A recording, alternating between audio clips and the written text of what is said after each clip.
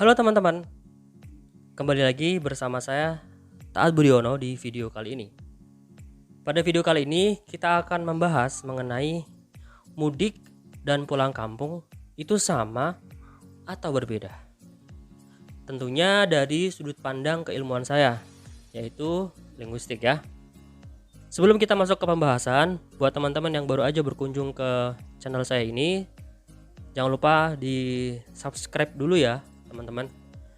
Kemudian jangan lupa juga tonton video-video saya yang lain.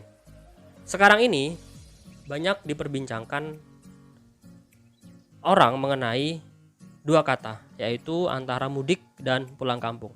Ini sedang menjadi trending ya, di Twitter juga ya, di banyak platform juga ya. Konteksnya seperti ini. Nah, dalam sebuah video wawancara ya, wawancara eksklusif antara Najwa dengan Presiden Jokowi.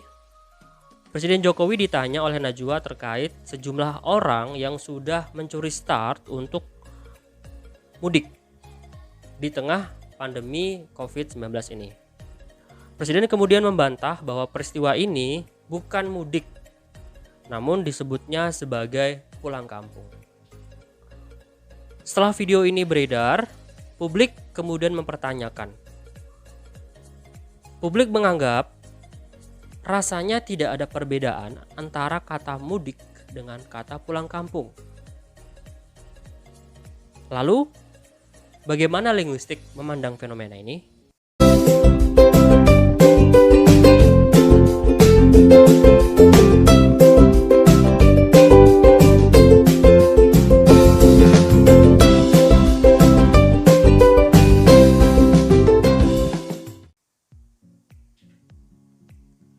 Apa yang terjadi pada kedua kata ini, mudik dan pulang kampung, dalam linguistik dikenal dengan sinonim.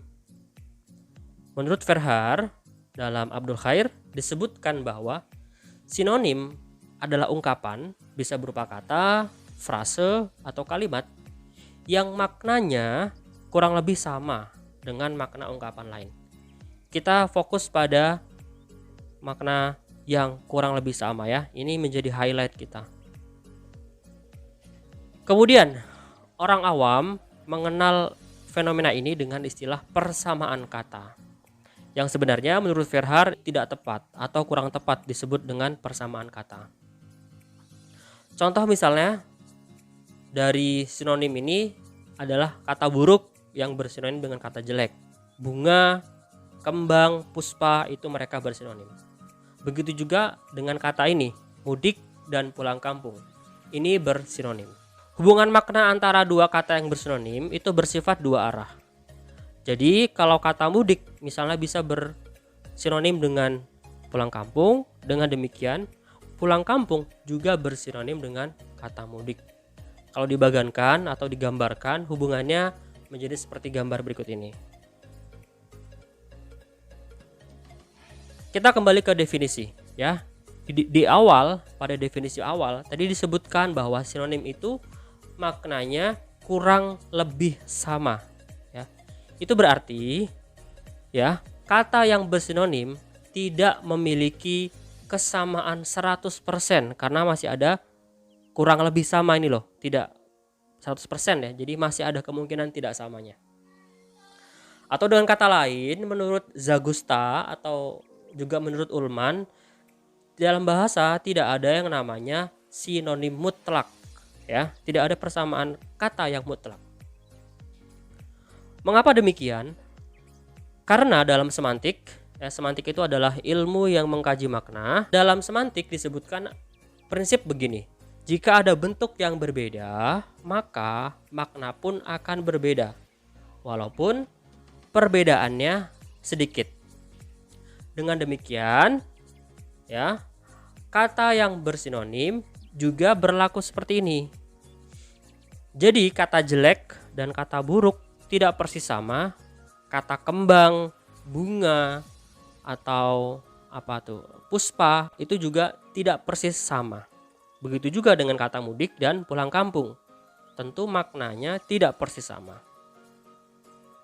Kita ambil contoh lain, misalnya kata meninggal dan kata mati ya, ini bersinonim. Misalnya dalam sebuah contoh, tikus itu mati diterkam kucing. Bisakah kata mati di situ digantikan dengan kata meninggal? Tentu bisa saja, tetapi maknanya menjadi berbeda. Hal ini membuktikan bahwa kata-kata yang bersinonim itu tidak memiliki makna yang persis sama. Kalau dua kata yang bersinonim tidak sama, maknanya lantas yang sama apanya dong? Oke, menurut Verhaer yang sama adalah informasinya, bukan maknanya.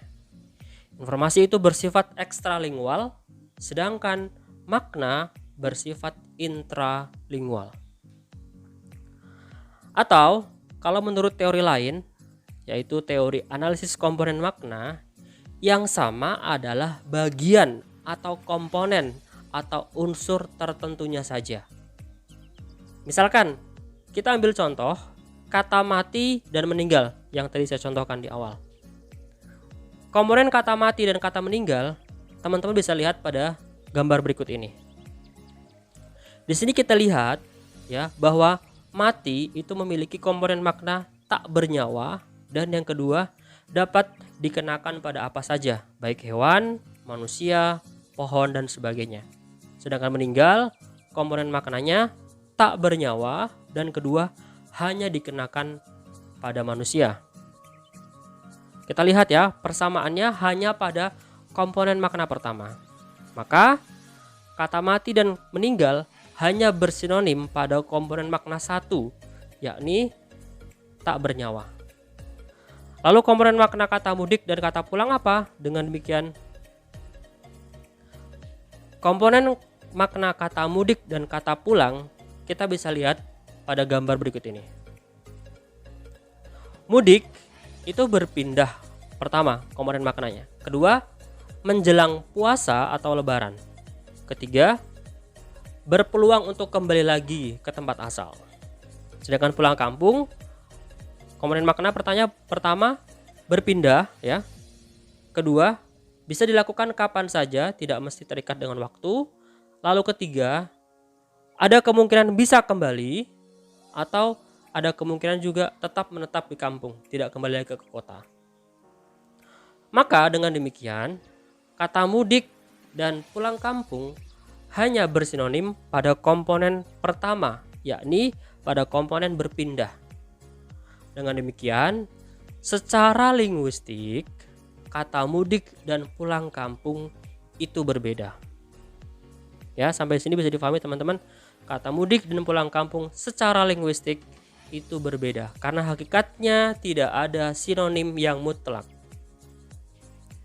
Akan tetapi, dalam konteks pencegahan dan pengendalian COVID-19, hakikatnya sama. Kenapa? Karena kedua kata ini sama-sama berpeluang membuat berpindahnya manusia dari satu tempat ke tempat lain. Dan hal ini dapat menjadi sebab terjadinya penularan virus ini. Oleh karena itu, baik mudik atau pulang kampung di masa pandemi ini tetap tidak dibenarkan karena dapat menjadi pemicu terjadinya penularan. Kira-kira begitulah linguistik memandang sinonim. Saya membuat video ini bukan untuk membela satu pihak atau menjatuhkan pihak lain, namun semata-mata hanya ingin memberikan pencerahan pada hal-hal yang menimbulkan permasalahan. Akhirnya, terima kasih sudah nonton video ini. Kita ketemu lagi di video yang lain. Bye-bye.